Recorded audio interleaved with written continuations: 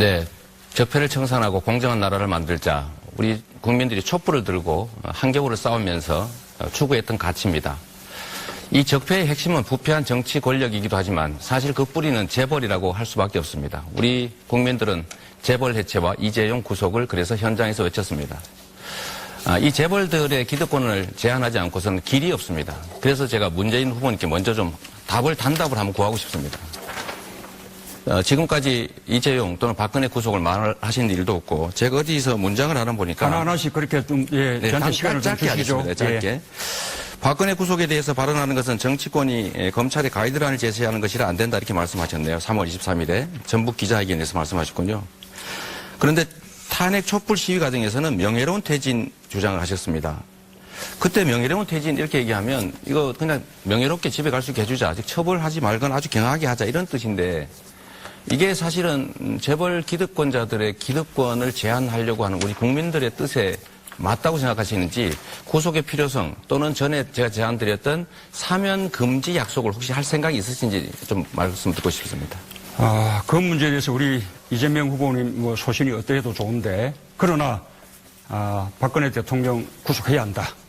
또 박근혜 이재용 네. 사면 불가 방침을 우리 함께 천명하자. 네. 이렇게 하는 것은 저는 이 대통령이 되겠다는 그런 국가 지도자의 자세가 저는 아니라고 생각합니다.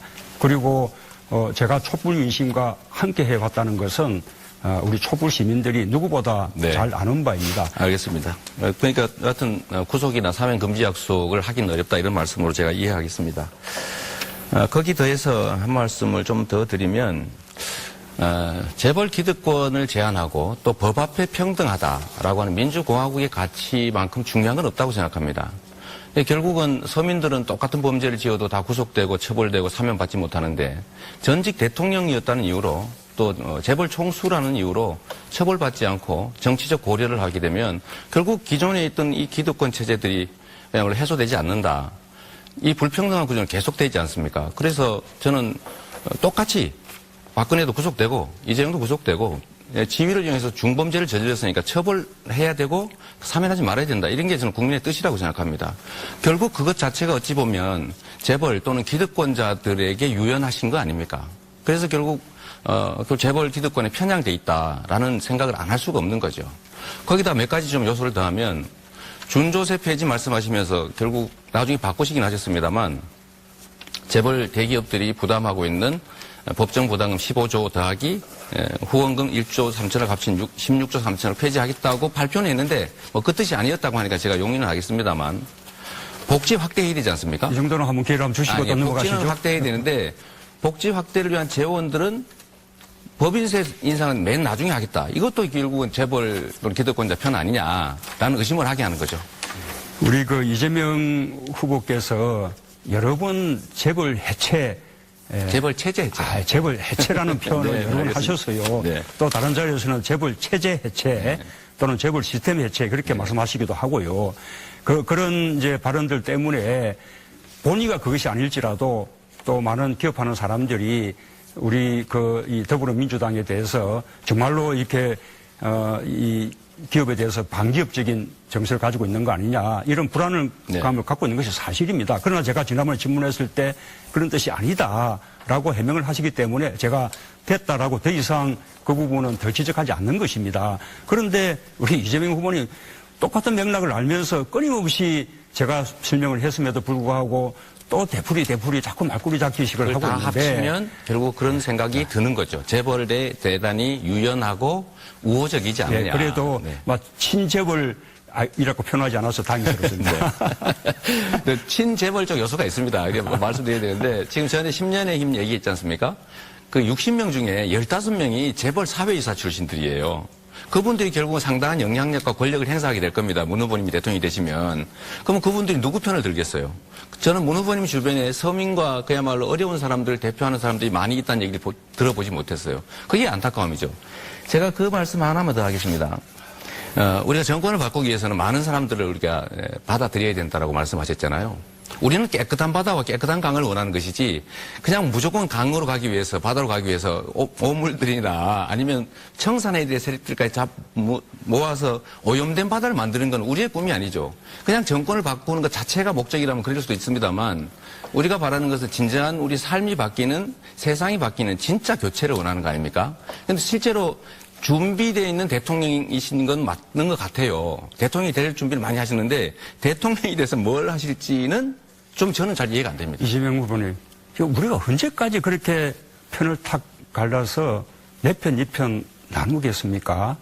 지금 우리 사회가 요구하는 것이 보수, 진보, 이 문제입니까? 네. 아니지 않습니까? 보수, 진보를 뛰어넘어서 대한민국을 좀 더 정상적이고 상식적인 나라 만들어 달라는 것인데 네. 그렇다면 이제는 진보 가운데서도 합리적인 진보, 제가 또 보수 가운데 정리할 기회를 한번 주십시오. 개혁적인 그 보수들은 좋습니다. 함께 할 수 있어야 되는 거죠. 제가 드리고 싶은 말씀은 우리 국민들한테 희망을 주면 좋겠다는 겁니다. 특히 권력이 바뀌면 권력 담당자가 바뀌는 것 외에 우리 삶이 바뀌는 세상이 바뀌는 것 그걸 준비 좀 해주시면 자, 좋겠다는 다음 말씀 기회도 드리고 발언 싶습니다. 기회 고시면 하시고요. 예, 제가 부족한 부분은 우리 이재명 후보님이 많이 보충해 주십시오. 네, 그렇겠습니다. 1대1 토론이 돼버렸네요. 자, 바로 이어받아서 우리 문재인 후보 차례입니다. 6분간 주도해 주십시오. 저도 일단 이재명 후보에게 뭐 질문 한번 드리는데 호남 공약을 많이 발표하셨어요. 네. 지금 이제 호남 경선을 앞두고 있으니까 필요한 일인데요. 그런데 그 가운데 전북 그 공약을 보니까 저는 전북에서 우리가 내년이면 호남 정도 네, 천년이 되죠. 천년이지 않습니까? 그래서 앞으로 새로운 천년을 이렇게 준비해 들어가는 그런 어떤 미래 밑거리, 미래 일자리를 마련해야 되는데 저는 가장 중요한 것이 아까 말씀드린 그 국민 그 연금의 기금운용본부 이전을 계기로 그쪽을 금융 타워들어 거점으로 발전시킨다는 것이 필요하다 생각하는데 이재명 시장 후보의 그 공약이 없어요. 그래서 혹시 생각이 다르신 건지 같은 생각이신지? 전에 이미 전북에 가서 그 발표했던 공약입니다. 금융타운, 금융거점 도시 만드는 것은 저희가 이미 얘기했던 이번에 것이었어요. 전북 종합공약 속에 그게 빠져 있더라고요. 그게 예를 들면 전북에 지금 죽어가는 산단들을 이제 무상으로 좀 장기 임대하는 방식으로 좀 바꾸겠다. 뭐 전북의 기존의 정책들 그대로 제대로 될 수 있게 하겠다. 이런 내용이 들어있는 겁니다. 어쨌든 뜻은 같다. 집어서 그럼요. 예, 고맙습니다. 네. 우리 안희정 그 후보님은 지금 전남 공약을 지금 찾을 수가 없어요. 그 전에는 구체적인 공약보다 가치와 철학을 가진 후보를 뽑아야 된다. 이렇게 이제 해서 공약 발표를 하지 않았었는데 근래는 그래도 활발하게 공약 발표를 하는데 아예 전남 공약이 아직 없더라고요. 앞으로 이렇게 할지 모르겠는데 저는 이런 게 중요하다고 생각합니다. 이 나주혁신도시 아까 말씀드렸다시피 그 공기업 한전 등을 비롯한 공기업 공공역 이전으로 지금 급속하게 성장하고 있지 않습니까? 앞으로 가족들까지 다 내려오게끔 정규 요건을 갖춰주면 더 크게 성장하리라고 봅니다. 저는 거기에서 그쳐서는 안 되고 혁신도시 시즌2 사업을 해야 되는데 그것은 한전이라는 거대한 에너지 본부를 중심으로 해서 거기에 에너지 관련 연구소들 또 민간 기업들 다 집적해서 거기에 대단지 에너지 클러스터를 조성해야 된다고 보는 거죠. 그래서 2020년까지 한 500개 이런 기업들을 그쪽으로 집적시키면 적어도 한 3만 개 정도 일자리를 만들어낼 수 있는데 이게 얼마나 큰 숫자인가 하면 지금 전남의 기존의 8개 산단의 일자리 모두 합쳐도 5만 개밖에 되지 않거든요. 이런 노력 필요할 것 같고 또 한 가지는 특히 또 전남은 우리 그 농업에 이래 또 가장 중심지니까 적어도 살값을 물가와 연동시켜서 물가를 충분히 반영할 정도로 목표 가격을 이렇게 인상시키고 또 뭡니까 직불금 제도를 다양하게 발전시켜서 우리 농업을 살려내는 그런 공약도 필요하지 않겠습니까? 예, 저도 현재 충남도지사입니다. 대통령 선거 때마다 시도지사로서 그 지역의 현안이 무엇인지 여야 각 후보들한테 지역 공약들 다 제출합니다. 우리 아마 다 똑같이 받았을 것이고 똑같이 약속할 것입니다.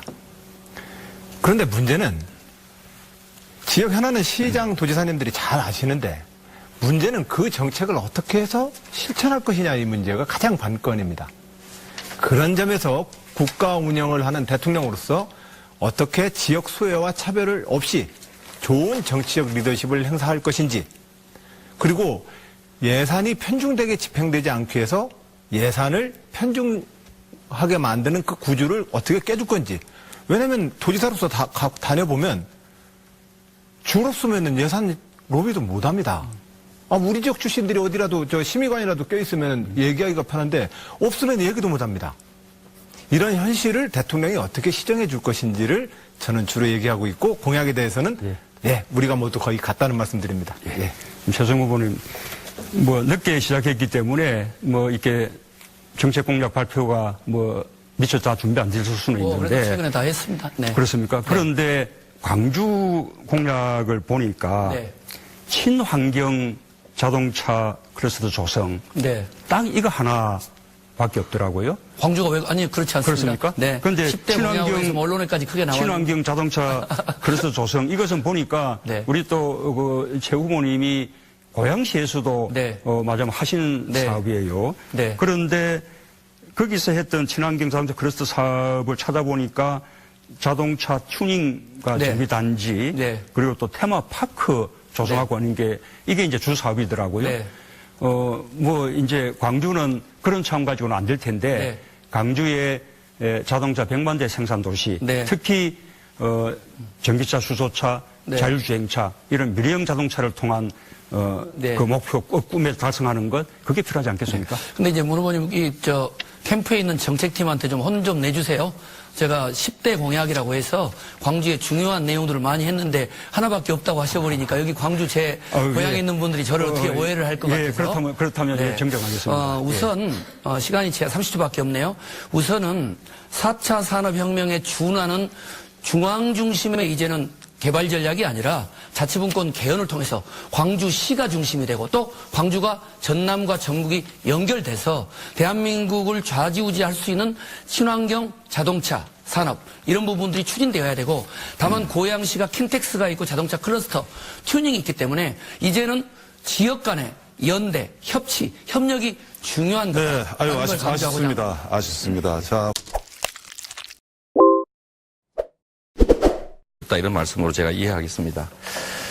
거기 더해서 한 말씀을 좀 더 드리면, 재벌 기득권을 제한하고 또 법 앞에 평등하다라고 하는 민주공화국의 가치만큼 중요한 건 없다고 생각합니다.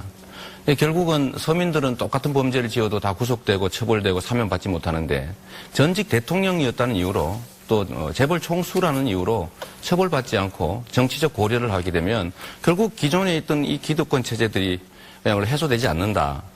이 불평등한 구조는 계속되지 않습니까? 그래서 저는 똑같이 박근혜도 구속되고 이재용도 구속되고 지위를 이용해서 중범죄를 저질렀으니까 처벌해야 되고 사면하지 말아야 된다. 이런 게 저는 국민의 뜻이라고 생각합니다.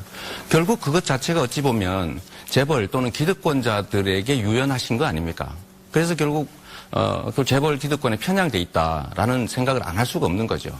거기다 몇 가지 좀 요소를 더하면 이 기업에 대해서 반기업적인 정서를 가지고 있는 거 아니냐, 이런 불안감을 갖고 있는 것이 사실입니다. 그러나 제가 지난번에 질문했을 때 그런 뜻이 아니다라고 해명을 하시기 때문에 제가 됐다라고 더 이상 그 부분은 더 지적하지 않는 것입니다.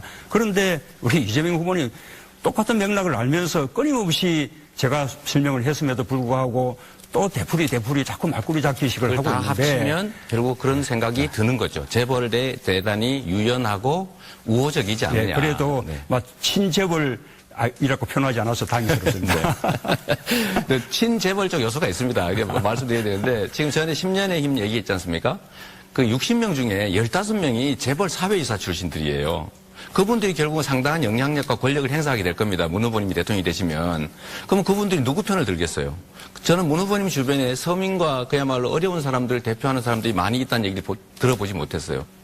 그때 명예로운 퇴진 이렇게 얘기하면 이거 그냥 명예롭게 집에 갈 수 있게 해주자. 즉 처벌하지 말거나 아주 경하게 하자, 이런 뜻인데, 이게 사실은 재벌 기득권자들의 기득권을 제한하려고 하는 우리 국민들의 뜻에 맞다고 생각하시는지, 구속의 필요성 또는 전에 제가 제안드렸던 사면 금지 약속을 혹시 할 생각이 있으신지 좀 말씀 듣고 싶습니다. 그 문제에 대해서 우리 이재명 후보님 소신이 어떠해도 좋은데, 그러나 박근혜 대통령 구속해야 한다. 또 박근혜, 이재용 네. 사면 불가 방침을 우리 함께 천명하자. 네. 뭐 이렇게 하는 것은 저는 이 대통령이 되겠다는 그런 국가 지도자의 자세가 저는 아니라고 생각합니다. 그리고 제가 촛불 민심과 함께 해왔다는 것은 우리 촛불 시민들이 누구보다 네. 잘 아는 바입니다. 알겠습니다. 그러니까 여하튼 구속이나 사면 금지 약속을 하긴 어렵.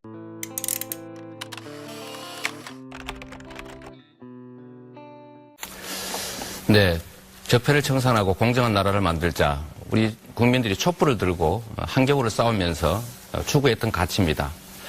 이 적폐의 핵심은 부패한 정치 권력이기도 하지만 사실 그 뿌리는 재벌이라고 할 수밖에 없습니다. 우리 국민들은 재벌 해체와 이재용 구속을 그래서 현장에서 외쳤습니다. 이 재벌들의 기득권을 제한하지 않고서는 길이 없습니다. 그래서 제가 문재인 후보님께 먼저 좀 단답을 한번 구하고 싶습니다. 지금까지 이재용 또는 박근혜 구속을 말하신 일도 없고 제가 어디서 문장을 하나 보니까 하나하나씩 그렇게 좀 저한테 시간을 좀 짧게 주시죠. 하겠습니다. 짧게. 예. 박근혜 구속에 대해서 발언하는 것은 정치권이 검찰의 가이드라인을 제시하는 것이라 안 된다 이렇게 말씀하셨네요. 3월 23일에 전북 기자회견에서 말씀하셨군요. 그런데 탄핵 촛불 시위 과정에서는 명예로운 퇴진 주장을 하셨습니다. 준조세 폐지 말씀하시면서 결국 나중에 바꾸시긴 하셨습니다만 재벌 대기업들이 부담하고 있는 법정 부담금 15조 더하기 후원금 1조 3천을 합친 16조 3천을 폐지하겠다고 발표는 했는데 뭐 그 뜻이 아니었다고 하니까 제가 용인을 하겠습니다만 복지 확대해야 되지 않습니까? 이 정도는 한번 기회를 한번 주시고 또 넘어가시죠. 복지는 확대해야 되는데 복지 확대를 위한 재원들은 법인세 인상은 맨 나중에 하겠다. 이것도 결국은 재벌 또는 기득권자 편 아니냐라는 의심을 하게 하는 거죠.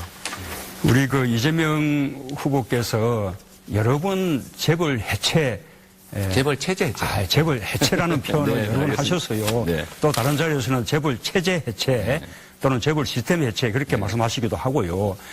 그런 이제 발언들 때문에 본의가 그것이 아닐지라도 또 많은 기업하는 사람들이 우리 이 더불어민주당에 대해서 정말로 이렇게